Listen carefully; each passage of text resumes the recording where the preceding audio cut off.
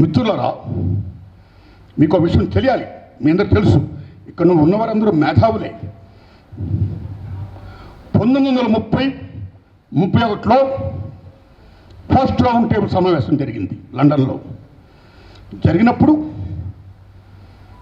ఒక పక్కన హిందూస్, మరో పక్కని ఎస్సీ ఎస్టీస్ రిజర్వేషన్స్ కావాలి అని అంబేద్కర్ మహానుభావుడు ఫైట్ చేస్తున్నాడు రౌండ్ టేబుల్ సమావేశంలో.